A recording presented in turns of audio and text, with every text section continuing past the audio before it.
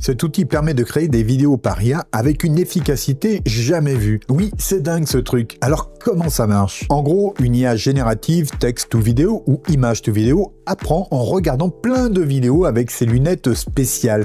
Puis, il utilise ce qu'il a appris pour transformer un brouillon tout moche en une belle vidéo en suivant les instructions que vous lui donnez. Ces derniers mois, ces IA ont fait d'énormes progrès. Et ces derniers jours, de nouveaux modèles viennent de débarquer, dont certains en open source, et tous apportent de véritables innovations avec une qualité encore plus grande ou une démocratisation de la génération de vidéos par IA. Oui, vous allez pouvoir vous amuser, je vous montre ça juste après. Alors tout cela a l'air magique, mais savez-vous comment ces IA fonctionnent? Pour commencer, le modèle est comme un apprenti dessinateur. Pour apprendre, il regarde des milliers et des milliers de vidéos, un peu comme nous lorsque l'on regarde des tutos YouTube. Il a des lunettes magiques, le VAE ou Variational Auto Encoder, qui l'aident à comprendre ce qui est important dans une vidéo, les formes, les couleurs, comment les choses bougent. Ces lunettes l'aident aussi à faire un petit résumé ou un croquis rapide de chaque petit bout de vidéo. Comme ça, il garde juste l'essentiel, c'est plus facile à ranger dans sa mémoire. Donc,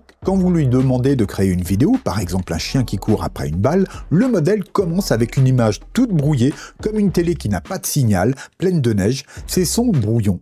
Ensuite, en utilisant ce qu'il a appris avec ses lunettes magiques et en lisant bien ce que vous lui avez demandé, il va nettoyer ce brouillon petit à petit. Il nettoie l'image morceau par morceau, un peu comme si vous coloriez un dessin case par case. Il fait attention que chaque morceau aille bien avec le suivant pour que la vidéo soit fluide. Et petit à petit, comme par magie, l'image brouillée devient super nette et vous voyez apparaître la vidéo que vous vouliez, le chien qui court après sa balle.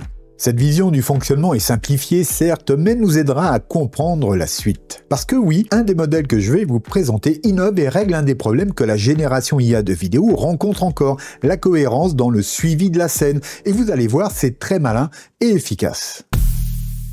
Si ce sujet vous intéresse et que cette vidéo vous plaît, eh bien vous pouvez aider au développement de la chaîne en cliquant ci-dessous sur le pouce vers le haut, en vous abonnant si ce n'est pas déjà fait et en activant la cloche qui vous préviendra des prochaines vidéos. Je vous remercie. MagiOne par Sound.ai est le premier modèle dont je vais vous parler et son innovation principale est la génération autorégressive. Derrière ce gros mot, vous allez voir, c'est très simple également. C'est comme si vous ajoutiez un Lego à une tour que vous êtes en train de construire, un par un. Pour savoir quel Lego mettre ensuite, vous regardez le dernier Lego que vous avez posé.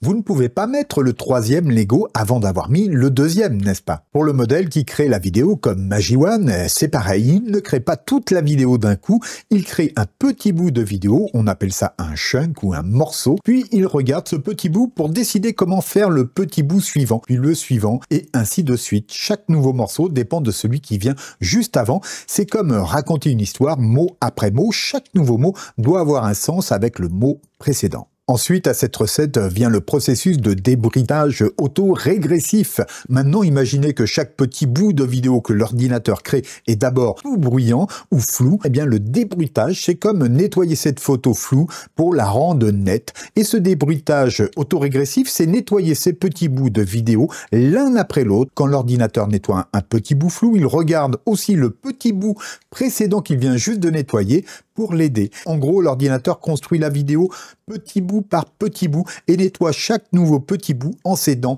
du bout précédent qu'il a déjà nettoyé. Et c'est grâce à cela que ce modèle peut générer des vidéos longues et cohérentes. Nous avions Sora, Kling, Veo, Runway, Luma et bien d'autres. Vous découvrirez donc de nouveaux modèles qui franchement valent le détour. Nous voici sur le GitHub de MagiOne et donc ici vous trouverez donc quelques informations complémentaires au principe de fonctionnement que je vous ai donné de manière très simplifiée il y a quelques instants. Donc ici vous aurez déjà ici une démo vidéo que je vous invite à regarder entièrement. Vous verrez que effectivement là tout ce que l'on voit c'est généré par MagiOne et cette vidéo comme vous pouvez le voir eh bien dure assez longtemps puisqu'elle dure 1 minute 38 et voilà, on connaît peu aujourd'hui d'outils qui nous permettent de générer des vidéos dans une aussi grande longueur. Vous allez découvrir dans quelques instants comment on opère pour arriver à ça. Et vous aussi, vous allez pouvoir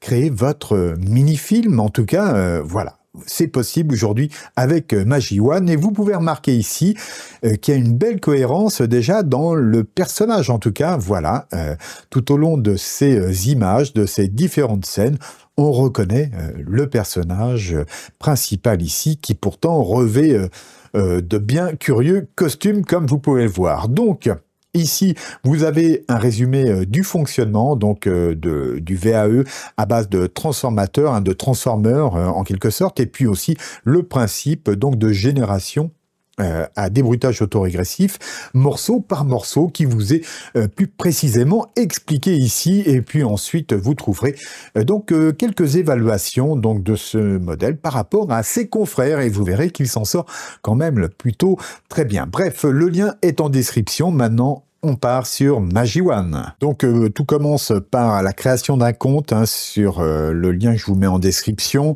Et une fois que vous avez ce compte, eh bien vous arriverez ici dans une interface. Alors ici, sur ce compte, j'ai un projet. Et comme vous pouvez le voir, il me reste ici quelques crédits. On en a 500 au démarrage, ce qui permet quand même de faire pas mal de choses, comme vous allez le voir, et en tout cas de bien tester, de savoir si finalement, eh bien, on peut souscrire ou non à donc un abonnement sur Magi. Et donc tout commence en fait par une image. Je vais vous faire voir. On va créer un nouveau projet ici. Alors vous comprendrez ici pourquoi on a projet et asset ici. En fait, ici on a des éléments, hein, donc ce sont des images qui peuvent vous servir donc à créer votre film, hein, votre vidéo. Vous pouvez partir d'une de ces images, hein, bien entendu. L'intérêt ici, c'est de commencer peut-être avec des images plus personnelles.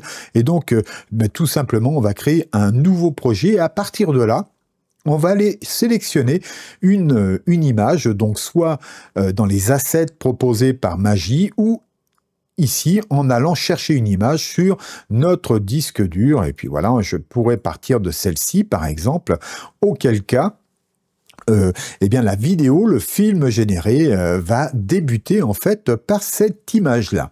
Donc vous voyez le principe, en fait vous avez ici à présent un petit plus, et derrière ce petit plus, lorsque l'on clique, eh bien vous pouvez rentrer ici un premier prompt. C'est en quelque sorte le premier morceau de votre film, de votre vidéo, et de ce premier morceau, comme vous pouvez le voir, vous pouvez évidemment, il faudra rentrer un prompt ici, mais définir également une durée, des possibilités de variation, savoir qu'elles vous coûteront des crédits, bien sûr. Vous pouvez activer l'amélioration du prompt et demander donc une sortie en haute qualité.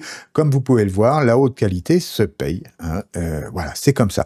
Et ici, vous avez aussi un plus, mais évidemment, il faudra d'abord générer le contenu de ce premier bloc pour pouvoir en générer un second. Alors, juste pour vous faire voir le principe ici, donc je vais mettre ici un petit prompt, voilà. Je vais, par exemple, ajuster ici la durée à 4 secondes, variation 1, voilà. Donc, j'ai mon prompt et éventuellement, je peux cliquer ici pour générer cette portion de vidéo. Mais je peux dès lors aussi créer mon second prompt, hein. Voilà. Et là, par exemple, je peux mettre le personnage s'envole, voilà. Comme ça va être parfait. Je peux choisir ici, voilà, la durée, choisir ce que je veux, éventuellement avoir deux variations. Et puis, effectivement, une fois que celui-ci sera rendu, uniquement quand il sera rendu, je pourrai lancer le deuxième. Et vous pouvez chaîner autant que vous le souhaitez. Vous allez voir, ce n'est pas tout ce que l'on peut faire, mais pour le reste, on bascule sur le projet que j'ai déjà réalisé. Donc voilà, je retourne ici et je réouvre ce projet, comme vous pouvez le voir, et je vais dézoomer un petit peu, voilà, pour voir un petit peu le projet dans son globalité. Ici, tous les clips vidéo ont été rendus, hein, c'est-à-dire que pour chacun d'eux, ensuite dans l'ordre, j'ai fait Generate, et nous avons donc notre image de départ ici. Ensuite, nous avons donc un premier clip, on peut avoir l'aperçu comme ici, comme vous pouvez le voir, le second, voilà, et ainsi de suite. Alors, si je clique sur une de celles-ci, on va retrouver ici, non pas mon prompt original, mais celui qui a été étendu par la machine. Ça, vous faites comme vous voulez. Si vous voulez avoir un contrôle total sur ce que vous générez, eh bien, vous désactivez donc l'amélioration de prompt, hein, comme vous l'avez vu précédemment. Et voilà. Alors, Comme vous pouvez le voir ici, j'ai créé une seconde variation. C'est très simple, hein. En fait, quand on est ici, vous voyez, on peut créer autant de variations qu'on le souhaite une fois, si on n'est pas satisfait d'un résultat, hein. Donc, vous voyez, et on peut évidemment le supprimer comme ici. Alors, éventuellement, je pourrais le faire ici, mais par contre, on aurait des problèmes de connexion entre les blocs lors du rendu. Parce qu'effectivement, une fois qu'on a ici tous nos clips de générer, si je souhaite ici avoir le rendu de ce film complet, eh bien vous avez un petit bouton ici qui s'appelle Play from the first node, et donc ça va lire l'entièreté du clip, comme vous pouvez le voir, mais ce n'est pas tout, puisqu'ici, vous avez le bouton de téléchargement qui vous permettra donc de télécharger le contenu de en totalité de cette vidéo. Et vous avez évidemment la même chose ici, et donc cette fois-ci, nous aurons à la fin, eh bien, la seconde variation hein, dans le clip, et évidemment, on peut le télécharger tout pareil, ou sinon, on pourrait le partager directement via ces boutons-là. Donc, vous voyez que c'est assez simple d'utilisation. Quand on clique du bouton droit, vous pouvez voir que on a ici la possibilité d'upload from device, de sélectionner aussi, pourquoi pas une autre image de départ directement dans les assets. Hein. Donc, vous voyez qu'il y a des tas de possibilités créatives qui demeurent ici. Et donc, je vous laisse explorer et me faire vos retours dans les commentaires ci-dessous. Je suis très intéressé par vos propres expériences. Ça nous permettra d'avancer tous ensemble. Allez, on passe sur le deuxième outil que je vais vous présenter. C'est aussi un modèle, toujours open source. Et lui, vous allez pouvoir l'utiliser ici en ligne, mais je vous conseillerais une autre façon de faire, si vous avez la machine qui le permet, bien sûr, parce qu'elle vous permettra éventuellement des choses un peu plus sympas. Et donc, c'est Frampack. Et Frampack vous est présenté ici avec quelques vidéos de démonstration que je vous laisserai regarder, mais on a aussi, bien sûr, une page ici sur Hugging Face hein, qui présente donc un peu plus la technique derrière ce modèle. Il est vraiment très intéressant, lui aussi, il innove par bien des points, notamment par sa capacité à fournir la possibilité de créer ses propres vidéos sur sa machine avec 6 Go de VRAM à la base. Donc ça, c'est quand même assez exceptionnel. Et donc, vous allez voir dans quelques instants que cela fonctionne très bien.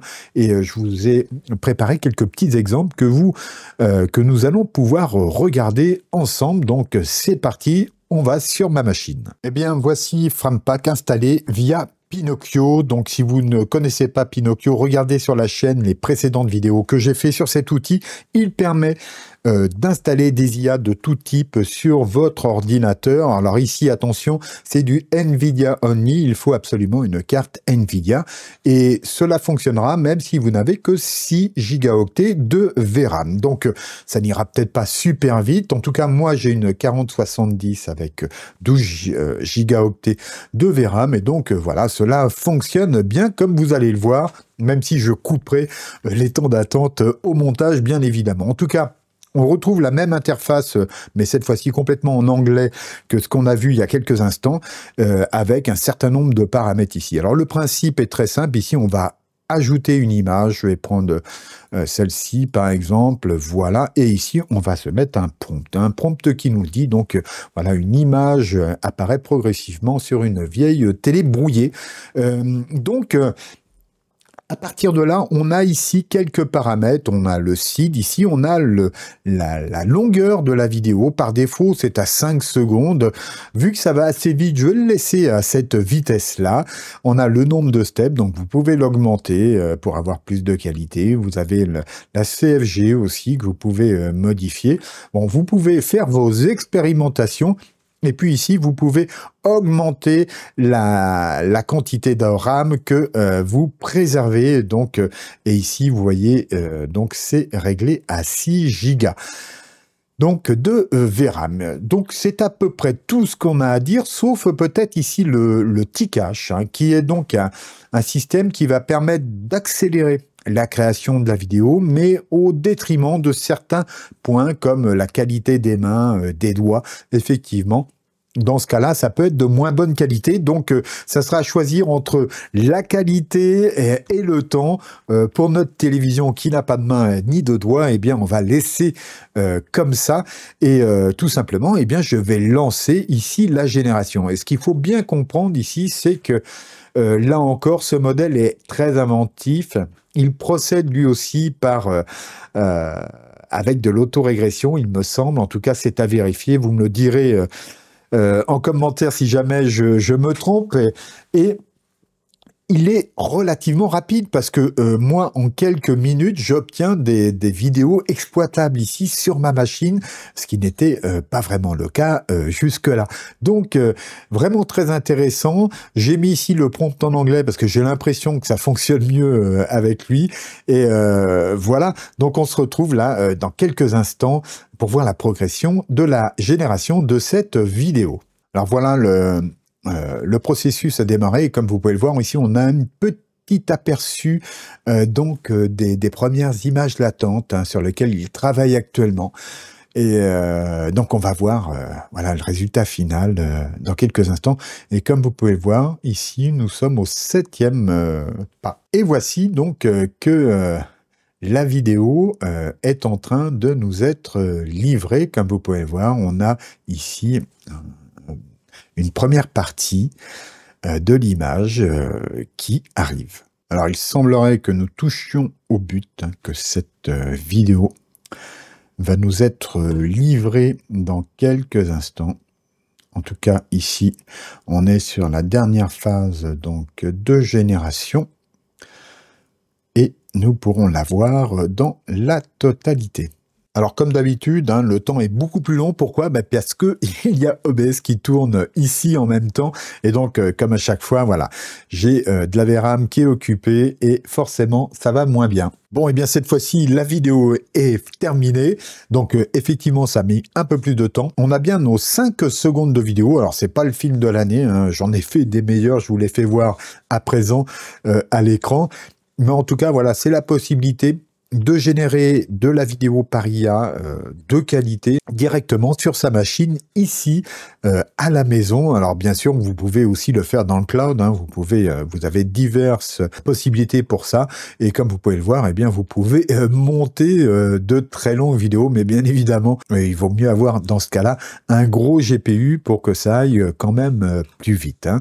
Mais en règle générale, moi ce que j'ai observé, c'est qu'il me fallait environ 5 minutes pour 5 secondes de vidéo avec le T-Cache. Bon, après ces quelques démos, j'imagine que vous n'avez qu'une envie, c'est d'aller tester ces nouveaux outils d'IA générative pour la vidéo. Ils sont assez exceptionnels, il est vrai. Alors sinon, eh bien, vous pouvez venir donner vos impressions également dans les commentaires, ça j'apprécie beaucoup, et on pourra échanger ensemble. Et puis sinon, eh bien, likez cette vidéo, abonnez-vous si ce n'est pas déjà fait, et activez la cloche pour être prévenu des prochaines vidéos. Sinon, je vous dis à très bientôt, gardez-vous bien, au revoir.